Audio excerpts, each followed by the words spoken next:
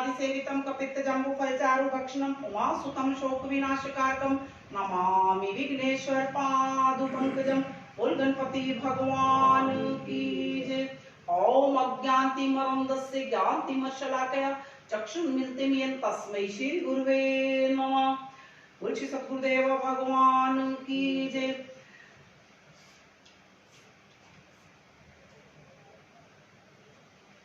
करारविंदे पदारविंदे मुखारविंदे विनिवेशयन्तं पटस्य पत्रस्य पुटैष्यामं बालमुकुन्दं शीर्षां नमामि। श्री कृष्ण भगवान की जय। अतुलित बलधामं शैलावदेहं धनुजवन् कृशानं ज्ञानिनाम् अग्रगण्यं सकल गुणनिधानं वानराणां धीशं रक्तपत्रे भक्तं वातजातं नमामि। बोल बाबा संकट मोचन भगवान की जय। जय जय श्री राधे, जय जय श्री राधेश्याम। बोलिए बाल कृष्ण भगवान की जय। कल की कथा में आपने सुना कि प्रभु का जब प्राकट्य होता है, नंद बाबा नंद महोत्सव मनाते हैं। सारे गांव के लोग इकट्ठे होकर नंद बाबा के घर आते हैं और दही कीच करते हैं, दही से खेलते हैं, हर जगह दही खेलते हैं। जब कंस को मालूम हुआ, नंद बाबा जी स्वयं मथुरा गए थे और कंस को बताया कि मेरे यहाँ पर लाला हुआ है। कंस छोटे छोटे सभी बच्चों को मार रहा था। अब नंद बाबा भेंट देने आए हैं तो पूतना को कहते हैं तुम गोकुल जाओ, जितने भी छोटे बच्चे सबको मार डालो। हे परीक्षित, उस समय आनंद कंद जब पूतना गई, पूतना ने एक सखी का रूप धारण किया। भले ही वह राक्षसी थी, लेकिन प्रभु की जब गोपी बनी तो प्रभु ने उसका उद्धार कर दिया। प्रभु को गोपियों के साथ इतना प्रेम। प्रभु कहते जो एक बार मेरा बन जाता है, मुझे उसका उद्धार करना है। उतना को भी माँ की नाही, क्योंकि माँ की नाही उसने दूध पिलाया, तो माँ की तरह उसकी भी मुक्ति की। जब पूतना आई तो आनंद कंद कृष्ण पालने में झूल रहे थे। जब उन्होंने ये जाना कि पूतना कपट रूप धारण कर मुझे मारने के लिए आई है, तो हल्का सा मुस्कुराने लगे। उन्होंने मन में कहा अच्छा हुआ जो ये पहले यहीं आ पहुंची, अन्यथा किसी अन्य गोप के घर चली जाती तो मेरे किसी सखा को मार डालती।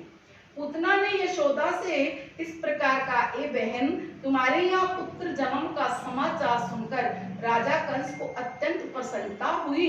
उनकी आज्ञा से मैं तुम्हारे प्राण प्यारे पुत्र को देखने के लिए आई। यशोदा ने उत्तर दिया, बहन मेरा लाला पलने में झूल रहा है, तुम इसे देख लो। ये सुनकर पूतना पालने के समीप जा पहुंची, बोली कि तुम्हारा बेटा करोड़ों वर्ष तक जीवित रहे। इस प्रकार कपट वचन कहती हुई वह मुरली मनोहर को बड़े प्रेम पूर्वक पालने से उठाकर दूध पिलाने लगी। उस समय श्याम सुंदर अपने दोनों हाथों से पूतना के स्तन दबाकर दूध के साथ उसके प्राण खींचने लगे। तब तो वह अत्यंत व्याकुल होकर यशोदा से इस प्रकार कहने लगी, कि यशोदा तेरा लल्ला तो यमराज का दूत मालूम होता। यदि आज मैं इसके हाथ जीवित बची तो फिर कभी तुम्हारे गोकुल में नहीं आऊंगी। इतना कहकर जब व्याकुल होकर आकाश मार्ग से भागने को हुई तो श्याम सुंदर भी उसका स्तन पकड़कर लटके हुए चले गए। जब वह गोकुल से बाहर जा पहुंची तो कृष्ण ने उसके प्राण खींच लिए। उस समय उस राक्षसी को पृथ्वी से गिरने पर ऐसा भारी धमाका हुआ जिसे सुनकर गोकुलवासी अत्यंत भयभीत हो गए। वह पूतना राक्षसी 6 कोस के बीच में इतनी लंबी थी कि 6 कोस में पूरी, जिससे सैकड़ों वृक्ष तो टूट गए, रोहिणी और यशोदा ने जब उसके गिरने से बहुत भारी आवाज हुई तो कृष्ण के पलना के पास देखती है कि पलना में तो लल्ला नहीं, वह रोती पीटती ढूंढने के लिए बाहर निकल पड़ी। गोपी ग्वालों ने उन्हें ढूंढते हुए बस्ती से बाहर जाकर देखा, कृष्णचंद्र तो मरी हुई पूतना की छाती पर चढ़े सतरों से दूध पी रहे। उस समय यशोदा ने दौड़कर अब उसे अपनी गोद में उठाया और पुचकारने लगी। तद उपरांत यशोदा ने अपने स्तन उसके मुंह में लगाए और उसे दूध पिलाया। तब सब गोपियों ने श्याम सुंदर को गऊ की पूंछ का स्पर्श कराकर झाड़ा फूकन करने लगी कि इतनी बड़ी राक्षसी ने इसे उठाया है। गऊ की पूंछ से कहते हैं किसी बच्चे को जब नजर लग जाती है तो गऊ की पूंछ उसके सिर पर मार देती तो झाड़ा हो जाता है। अब सखियां भी लाला को उठाकर गऊ की पूंछ मार रही हैं। कई गोपियां आती हैं, नमक उठाती और लाला से वार वार कर फेंक रही है। इतनी कथा कहकर राजा परीक्षित कहते हैं, सुख स्वामी, जिस प्रकार पूतना की कथा पूतना के प्राण प्रभु ने लिए, पूतना राक्षसी श्री हरि को विष पिलाकर मारने के लिए आई थी, तो भी श्री नारायण ने उसे ऐसी अच्छी गति दी। जो लोग हरि का भजन करते हैं उन्हें वैसी पदवी प्राप्त हुई क्योंकि वो मां बनकर आई थी। इतनी कथा कहकर राजा परीक्षित कहते हैं, सुख स्वामी, जिस प्रकार पूतना की कथा सुनाई उस प्रकार श्री कृष्ण के अन्य बाल चरित्रों का भी वर्णन कीजिए।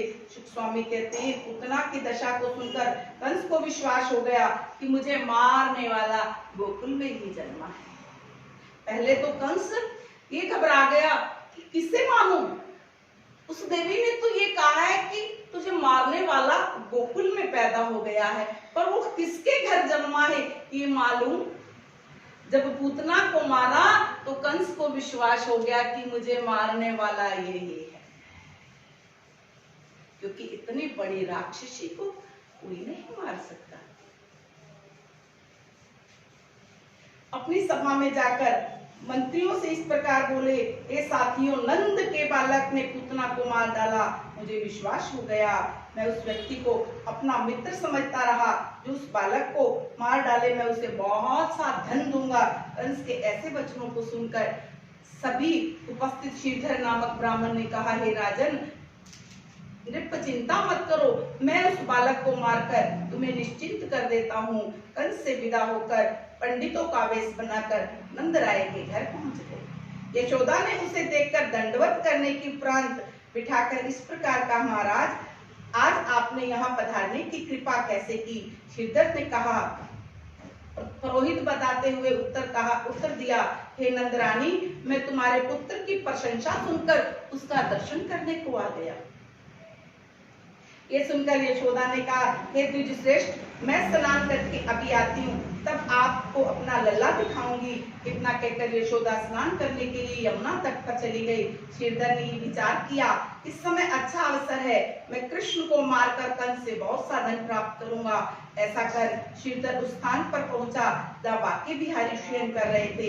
अंतर्यामी प्रभु पहचान गए, मन में दुर्भाव लेकर आए तो पाले से उतर पड़े, क्योंकि घर में कोई नहीं। अब लल्ला लीला करने लगे। उन्होंने श्रीधर को पकड़ लिया और जीभ मरोड़ डाली। उसे ब्राह्मण समझकर जान से नहीं मारा। ब्राह्मण को चाहे वह कपटी था, प्रभु ने मारा नहीं, जीभ पकड़कर खींच डाले।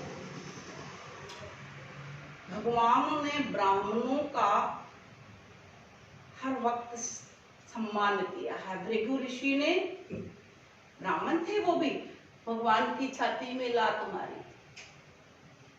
लक्ष्मी जी ने श्राप दे दिया था, लेकिन भगवान विष्णु कहते हैं कि ब्राह्मण का चरण मेरे हृदय पर विराजमान रहेगा।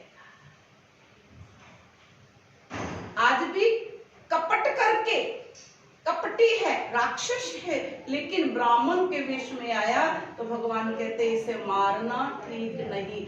जीभ पकड़कर जीभ ऐसा मरोड़ दी कि वह दुखी होने लगा। कुछ ब्राह्मण जानकर मारा नहीं, मुंह में दही लगाकर कुछ दही दूध बर्तन फोड़कर इधर उधर बिखेर दिए। इतना करने के बाद फिर पालने में लेट गए। कुछ देर बाद जब यशोदा स्नान करके आई तो ब्राह्मण के मुख में दही लगा देकर उन्होंने श्रीधर से इस प्रकार कहा, हे ब्राह्मण, तुमने दूध दही खाया, ये तो अच्छी बात है, लेकिन मेरे बर्तनों को क्यों फोड़ा? श्रीधर जीभ मूली होने के कारण कुछ उत्तर भी नहीं दे सकता, क्योंकि जीभ नहीं है। श्याम सुंदर की ओर सकेत करके कहने लगी कि ये बर्तन इन्होंने फोड़ा है। मैया कहने लगी, मेरे छोटा सा लल्ला, इतने बड़े बड़े बर्तन। अरे ब्राह्मण, तुम झूठ बोल रहे हो, दही खाते हो तो कोई बात नहीं, मटका फोड़न की क्या जरूरत थी? कहने लगे, मैंने तो फोड़ा नहीं, तेरे लाला ने फोड़ा। श्याम सुंदर की ओर सकेत किया, बर्तन इन्होंने फोड़ा। यशोदा बातों पर विश्वास न करके उसे बाहर निकलवा दिया। हे राजन, जब ब्राह्मण लौटा, कंस के पास पहुंचा, कृष्ण को मारने के लिए बकासुर नामक राक्षस को भेजा। वह भी गोकुल में पहुंचकर पालने के समीप धात लगाकर जब बैठा तो हरि ने गला मरोड़कर उसे भी फेंक दिया और वह कंस के पास पहुंच गया। मरते समय बकासुर ने कहा, हे राजन, ये बालक नहीं है, ये भगवान है। राक्षस भी जब भगवान के समीप जाता है तो उसकी मति सीधी हो जाती है। और हम लोगों को देखिए, हम नित्य प्रति अपने प्रभु के पास आते, फिर भी हमारा मन क्यों नहीं बदलता? क्या हम मनुष्य अपने अंदर का मनुष्यपन खो चुके हैं, या हमारा मन इतना कठोर हो गया? राक्षस भगवान को देखने के बाद बदल जाता है और हम भगवान के सामने नित्य प्रति आते और अपने आप को नहीं बदलते।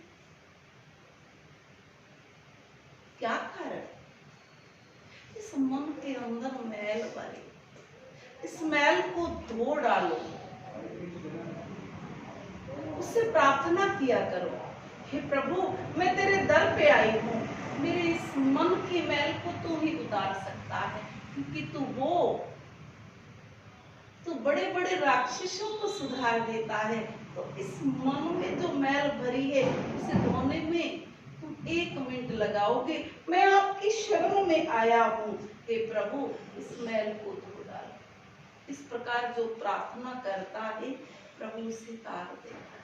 हम ऐसी प्रार्थना भी तो नहीं करते, तो ये विचारते हमने तो कोई पाप किया नहीं, क्योंकि हम कभी अपने पाप नहीं देखते, हम पाप सामने वाले के देखते। जब अपना पाप अपना खोट दिखाई देने लगे तो समझ लेना तुम्हें प्रभु की निकटता मिल गई है, प्रभु ने तुझे माफ कर दिया है। जब अपने में दोष दिखाई, हमें अपने में दोष दिखाई नहीं देता, और फिर कहते प्रभु हमसे मिलते हैं। ग्रंथों में तो लिखा है, प्रभु तथो वख नहीं, तेरी वेखन वाली आंख नहीं। प्रभु तो तेरे पास है, वो आंखें नहीं है हमारे पास जो उसे देखने। उसे प्रार्थना किया करो कि मां अखियां दे विच मैल अज्ञान दी, इसे वास्ते नाए रब नू पहचान दी। आए किसे अखां वाले तो, किसे अखां वाले तो विखाइया क्यों ना आखियां, रज रज वेख के रजाइया क्यों ना आखियां। ओ प्रभु दे ध्यान विच, प्रभु दे ध्यान विच लाइया क्यों ना आखियां, रज रज वेख के रजाइया क्यों ना आखियां। किसे अखां वाले तो, किसे अखां वाले तो विखाया क्यों ना आखियां, रज रज वेख के रजाइया क्यों ना। हमें तो इतना सुंदर आंखों का डॉक्टर मिला, अज्ञानतावश नहीं बन सके। सतगुरुदेव भगवान, राजन वह बालक मनुष्य नहीं है, तुम सावधान हो जाओ। ये बाल अवस्था में सबका ये हाल करता है, बड़ा हो जाएगा तो ना जाने ये क्या कर देगा। शुक स्वामी कहते हैं, जिस नक्षत्र में श्याम सुंदर का जन्म हुआ था, वही नक्षत्र जिस दिन फिर आया, नंद जी ने सब गोकुल वासियों को निमंत्रण भेजा। रोहिणी नक्षत्र में पैदा हुए थे। जब 22 दिन के बाद फिर वही नक्षत्र आया तो नंद बाबा प्रसन्न हो गए कि आज के नक्षत्र में मेरा लल्ला पैदा हुआ। सभी गोपी ग्वालों को फिर बुलाया और फिर महोत्सव करने लगे। ब्राह्मणों को दक्षिणा दिया। यशोदा, रोहिणी आदि स्त्रियां गीत गाकर लल्ला को बार बार उठाती हैं, मुख चूमती हैं, बार बार न्योछावर करती हैं। स्त्रियां गीत गाती हैं और बहुत स्वादिष्ट व्यंजन खाती है। उसी समय श्याम सुंदर जी पलने में पड़े, भूख के कारण हाथ पैर पटक कर रोने लगे। उसी समय शक्टासुर भी वायु के समान उड़ता हुआ वहां पहुंचा। शक्टासुर ने कृष्ण को देखा और मन में विचार किया, पूतना की मृत्यु का बदला लूंगा। ये सोचकर वह पालने के समीप लटके हुए एक छकड़े पर जा बैठा। पालने के पास एक छकड़ा पड़ा था और वह उसके ऊपर जाकर बैठ गया। छकड़ा हिलने लगा। कृष्ण जी पहचान गए। रोते रोते एक लात मारी शक्टासुर की मृत्यु हो गई और वह शक्टासुर भी कंस के पास पहुंच गया। जब छकड़ा गिरा, उसके नीचे रखे हुए दूध दही के बर्तन टूट गए। उस समय नंद आदि दौड़कर आए, श्याम सुंदर के पास पहुंचे। यशोदा ने लल्ला को पलने से उठाकर गोद में लिया और बार बार उसका मुख चूमने लगी। उस समय सब लोग आश्चर्यचकित विचार करते, छकड़ा टूटकर कैसे गिरा। उस समय पालने के समीप खेलने वाला कुछ बालकों ने कहा, नंद लाला ने छकड़े को लात मारी। मैया कहती, तुम बावरे हो गए, आज तो लल्ला 27 दिन का हुआ है, छकड़े को पांव कैसे मार सकता है। आज तो लल्ला 27 दिन का हुआ है और छकड़े को पांव कैसे मार सकता है। साथ में खेलने वाले ग्वाले बाल कहते हैं, मैया हमने इन आंखों से देखा है। तो मैया कहते, उस ब्राह्मण की नाई तुम भी बावरे हो गए हो। मेरा छोटा सा लल्ला कैसे कर सकता है। वो लल्ला को उठाती है और भजन गाती है, मेरा नन्ना सा गोपाल, तू कोई जादू देगा डार, जादू नगरी से आया है कोई जादूगर, जादू नगरी से आया है कोई जादूगर। मेरे लल्ला को हर रोज कोई ना कोई नजर लग ही जाती है। हे प्रेक्षित, जब कृष्ण 5 वर्ष के हुए तब कंस ने उन्हें मारने के लिए तृणावर्त राक्षस को भेजा। वह आंधी का रूप बनकर गोकुल में आया। यशोदा कन्हैया को गोद में लिए अंगना में बैठी थी। कृष्ण जी ने तृणावर्त को आगमन का हाल जाना तो अपनी देह को इतना फुला लिया, मैया कहने लगी, आज तो लल्ला बड़ा भारी हो गया। क्योंकि लल्ला को पता लग गया कि तृणाव्रत आया हुआ है। यदि मैं माँ की गोद में बैठा रहा तो माँ मुझे तृणाव्रत को मारने नहीं देगी। भगवान एक लीला करते हैं, अपने आप को इतना मोटा कर लेते हैं। मैया कहती, आज तो मेरी गोदी दुखने लगी। लल्ला को उठाकर सुलाने लगती हैं। उसी समय जोर की आंधी आई, धूल उड़ने लगी, वह दिन रात्रि के समान लगने लगा। वृक्ष गिरने लगे, छप्पर उखड़कर दूर जाने लगे। यशोदा घबरा गई, कृष्ण को उठाने के लिए अंगना में दौड़ी। क्यों ही तृणाव्रत श्री कृष्ण को उठाकर आकाश मार्ग में ले गया। यशोदा ने जब कन्हैया वहां नहीं देखा तो रुदन करने लगी। नंद जी को पुकारती, अरे आंधी में लल्ला कहाँ उड़ गया। नंद जी सहित गोपी ग्वाल दौड़े, कृष्ण का नाम ले लगकर चारों ओर ढूंढने लगे। हे परीक्षित, जब हरि ने सब लोगों को अत्यंत व्याकुल देखा तृणाव्रत का गला दबाकर नंद जी के द्वार पर पत्थर पर पटक कर उसके प्राण ले लिए। मरते ही आंधी पल भर में दूर हो गई। उस समय गिरने के बाद शब्द सुनकर सब ग्वाल बाल दौड़े वहां पहुंचे जहाँ राक्षस की छाती पर कृष्ण खेल रहे हैं। ये देखकर गोपियों ने दौड़कर लल्ला को उठाया।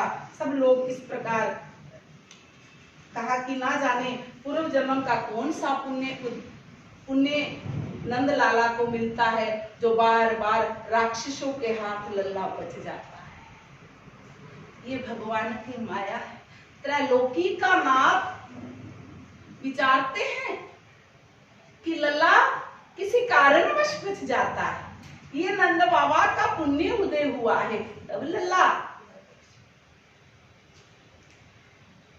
तब श्याम सुंदर को अंगना में कभी भी अकेला नहीं छोड़ूंगी। ये सुनकर यशोदा लज्जित हो गई। मैं अज्ञानता का दंड पा चुकी हूँ। आज के बाद मैं कोई भी काम नहीं करूंगी और लल्ला को अकेला। पर प्रभु की लीला है। यशोदा ने आठों पैर कृष्ण को छाती से लगा रखने लगी। बाल लीलाओं को देखकर वह सुख पाती है। परीक्षित एक दिन यशोदा मुरली मनोहर को गोद में लिए बड़े प्यार से उनका मुख चूम रही थी।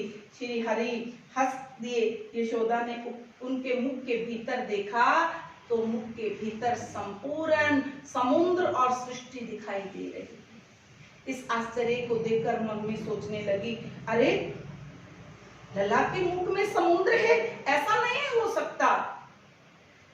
मेरी बुद्धि पलट गई है।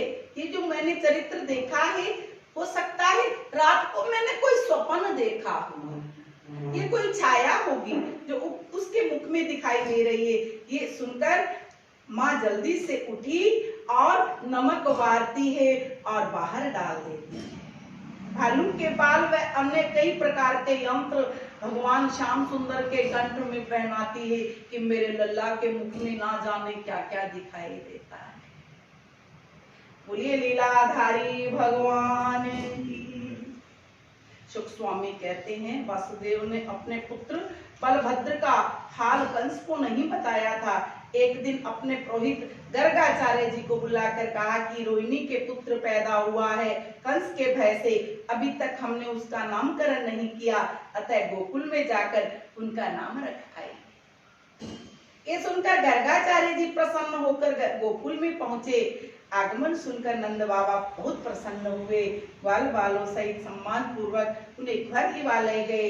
हाथ जोड़कर इस प्रकार का गर्गाचार्य जी हमारा धन्य भाग है तो आज आपका दर्शन हुआ। अब अपने आने का कारण कहिए। गर्गाचार्य जी कहने लगे, नंदराय मुझे वासुदेव ने अपने पुत्र का नामकरण हेतु भेजा। ये सुनकर नंदराय जी प्रसन्न होकर कहने लगे, हे प्रभु हमारे भी एक बालक उत्पन्न हुआ है, सो कृपा करके उसका भी नाम रख दीजिए। श्याम सुंदर गर्गाचार्य जी कहते हैं, नंद जी किसी ने कंस से जाकर ये कह दिया कि गर्ग मुनि नंद के पुत्र का नाम रखने के लिए गोकुल में आए हैं तो ना जाने क्या क्या कष्ट देंगे मुझे, इसलिए आप धूमधाम मत कीजिए, साधारण रीति से उनका नाम घर में ही रखवा लीजिए। गर्गाचार्य की बात को स्वीकार कर नंद जी उन्हें घर के भीतर लिवा ले गए। उस समय गर्गा जी ने रोहिणी के पुत्र का हाल तथा जन्म लगन देखकर कहा, इस बालक की राशि का नाम राम है, परंतु ये इतना बलि होगा कि संसारी लोग इसे बल राम कहेंगे। इसके अतिरिक्त इसके नाम संकर्षण, रेवती रमन, बलदाऊ, कालिंदी, भेदन, हलदर तथा बलभद्र भी होंगे। तदंतर गर्ग जी ने श्री कृष्ण जी का जन्म कुंडली बनाकर कहा, अरे नंदराय तुम्हारे पुत्र का रंग सांवला है, तुम इसे कृष्ण कहा कर। वैसे इसके कई नाम होंगे। एक समय इस बालक ने वासुदेव जी के यहाँ जन्म लिया था, इसलिए इसका नाम वासुदेव भी होगा।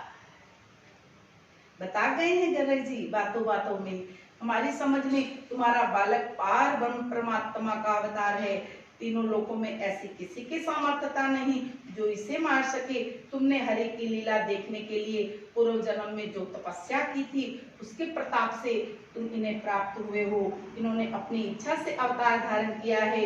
जो प्राणी इनके नाम का सिमरन करेगा वह संसार में अपनी मनोकामना पाकर अंत में मुक्ति पद को प्राप्त करेगा। ये दोनों बालक चारों युगों में एक साथ जन्मते हैं। इस प्रकार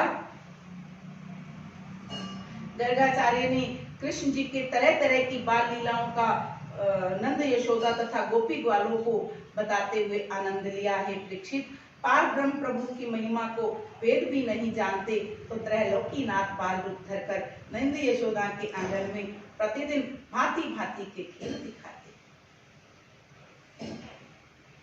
तीनों लोकों में जो आनंद किसी को प्राप्त नहीं हो सका उस आनंद को गोकुलवासी गोपी ग्वाल नित्य प्रति देखते।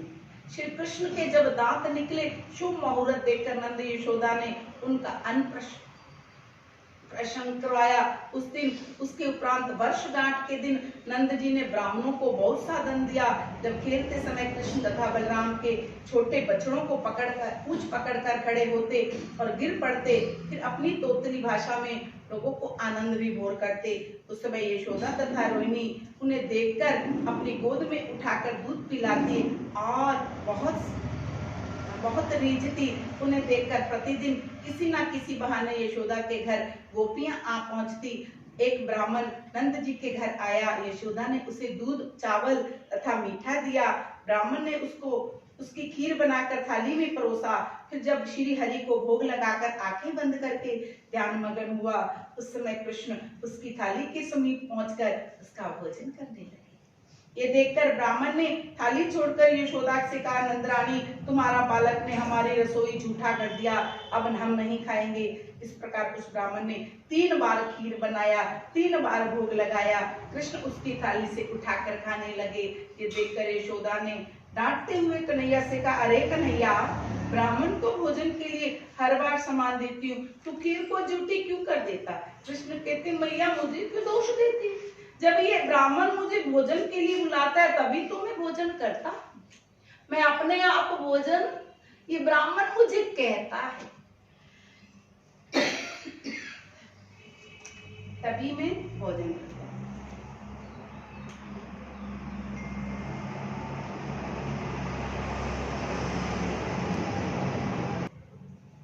अरे कन्हैया, मैं ब्राह्मण को भोजन के लिए बार बार सामान देती हूँ, तू खीर को झूठी क्यों कहता है? तब कृष्ण बड़ी ही भोली तोतली भाषा में कहते, माँ मुझे दोष मत दो, जब ये ब्राह्मण मुझे बार बार भोजन के लिए बुलाता है तभी तो इसके स्नेह को देखकर मैं इसकी थाली में खाने आता था। श्याम सुंदर की इस बात को सुनकर ब्राह्मण को ज्ञान हो गया, अरे सच में ये भगवान है, मैं तो भगवान को बुलाता हूँ, ये पार ब्रह्म परमेश्वर है।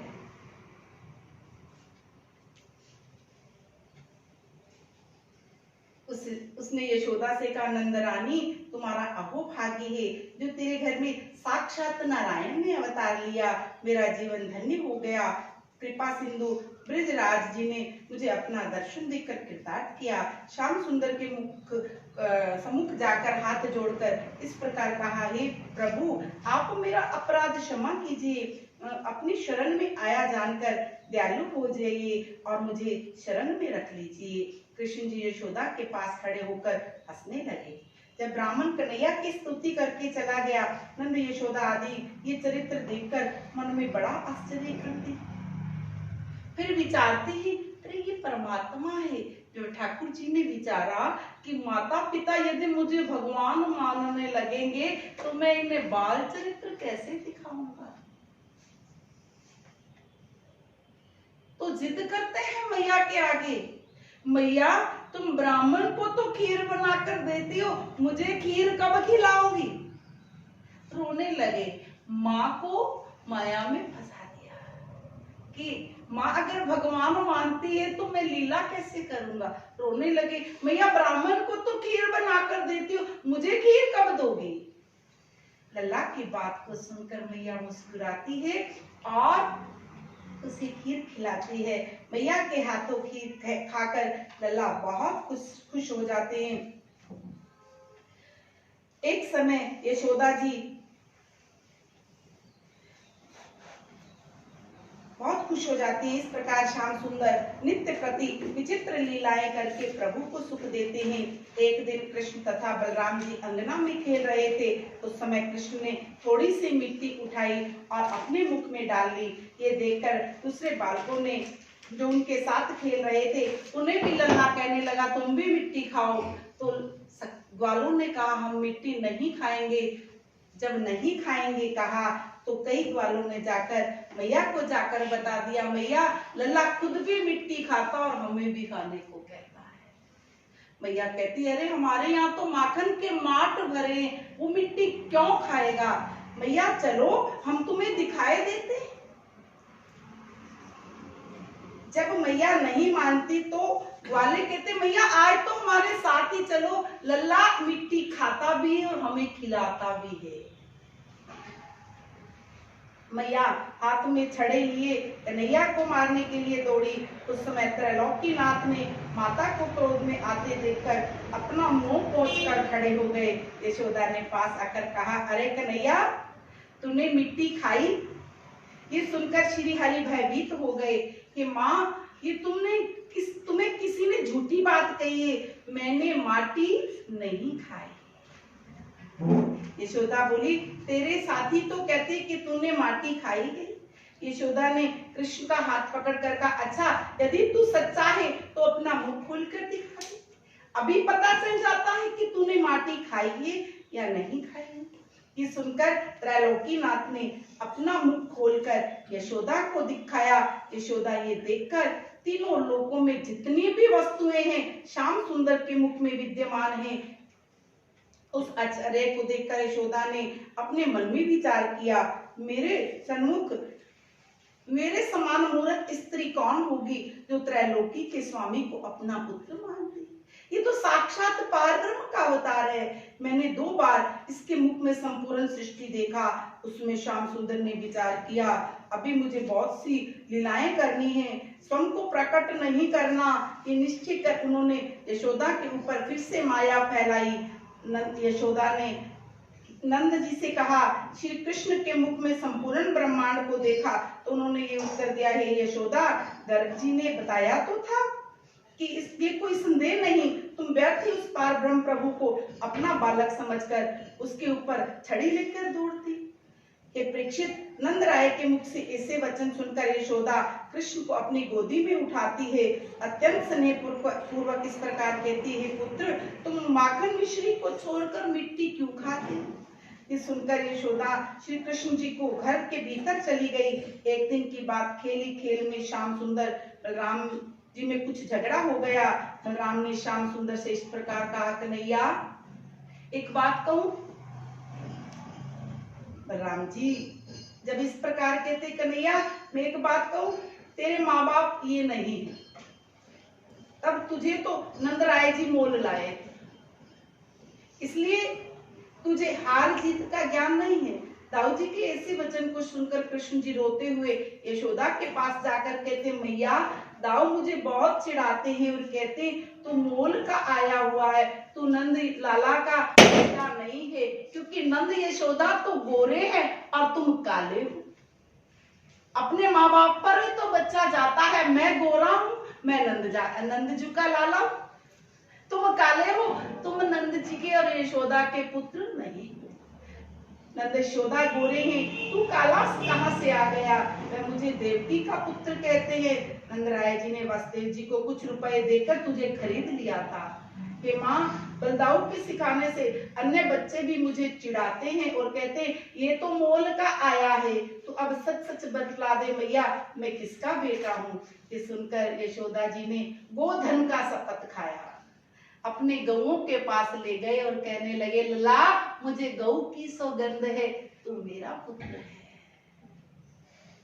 नहीं मैया, ये सभी बच्चे कहते नंद बाबा गोरे हैं, यशोदा गोरी, तुम्हें काला कैसे हो गया।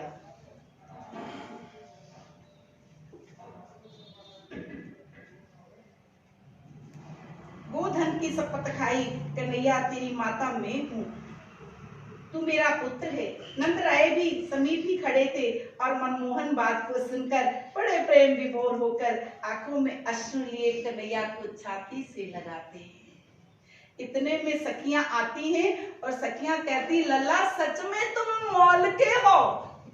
नंद जी खड़े हैं, यशोदा खड़ी है और सखियां फिर चिढ़ाने लगी। पहले कौन चिढ़ा रहे थे? दाऊ जी चिढ़ाते, अब सखियां भी कहती हैं और लल्ला से पूछती, मुझे इतना बता कान्हा, तेरा रंग काला क्यों? मुझे इतना बता मोहिना, ओ तेरा रंग काला क्यों? तू काला होकर भी इस जग से निराला क्यों? तुम काला होकर भी इस जग से निराला क्यों? सखी आंखों में कजला लगाती हो, अरे सखी आंखों में कजला लगाती हो और आंखों में मुझको बसाती हो। अरे तेरी काजल का रंग काला, मैं इसलिए काला हूँ।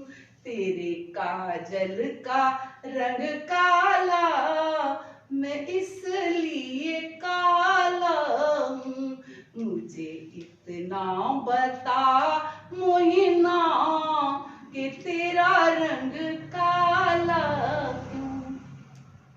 ओ मैंने काली रात को जन्म लिया और काले नाग को नाथ लिया।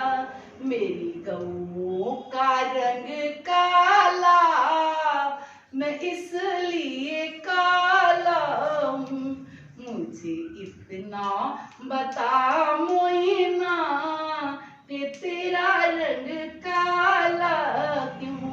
तू काला होकर भी इस जग से निराला क्यों?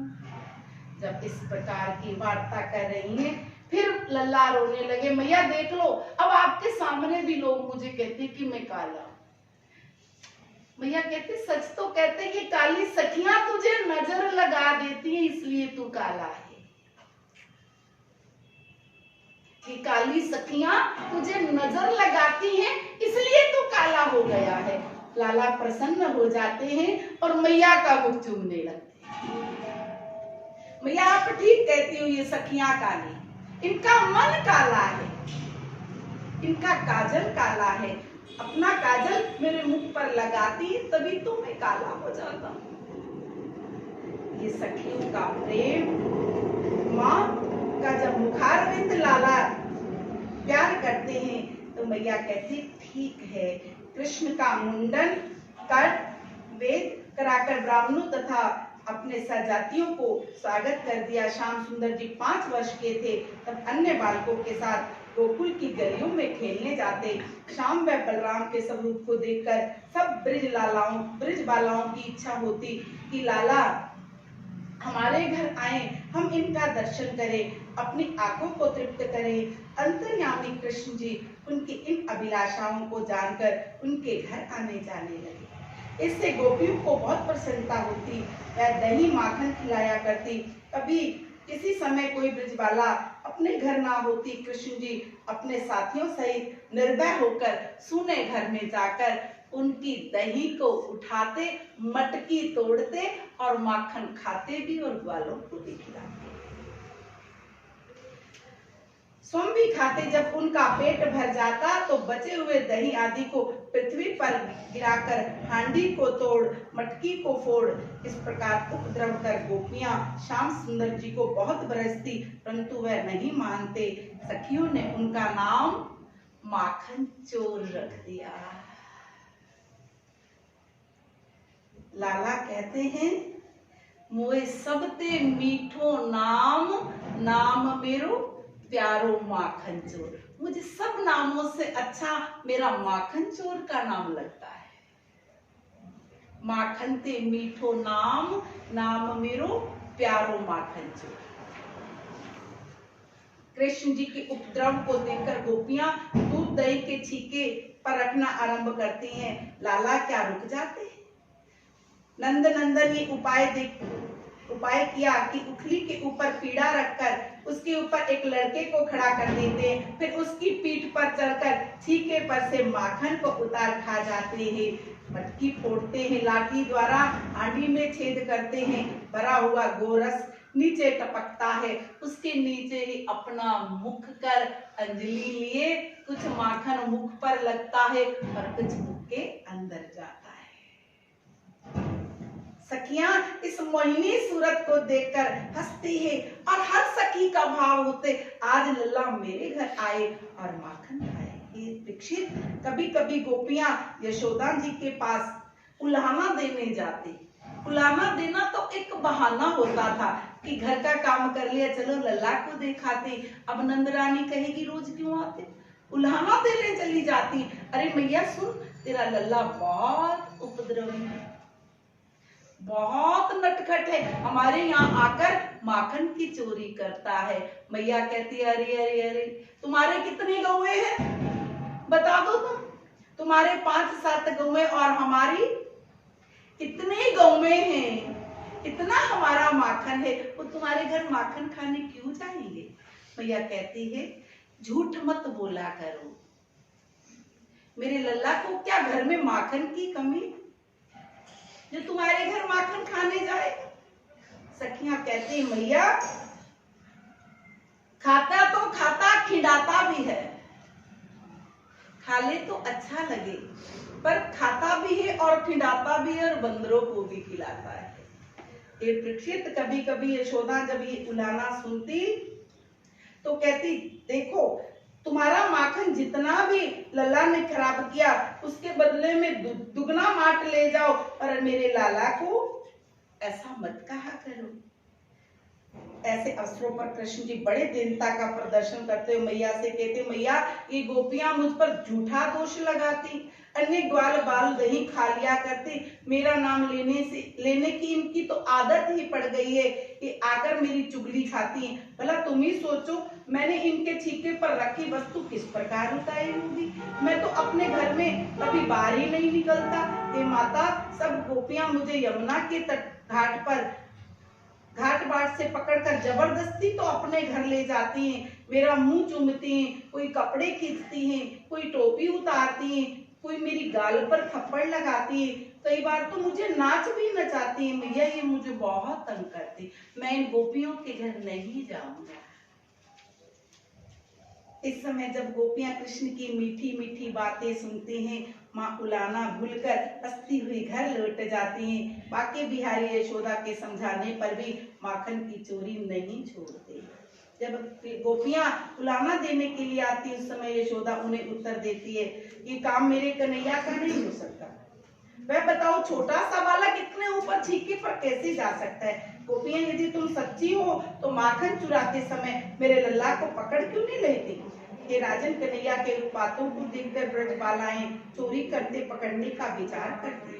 कभी कभी नंद लाला की चोरी कर ये पूछा कि तुमने हमारे घर में आकर माखन की मटकी को हाथ क्यों डाला? उस समय बाकी बिहारी उत्तर देते, इस घर को अपना घर समझकर धोखे से मैं आ गया। अपने घर के धोखे आयो, मटकी को नहीं हाथ लगायो।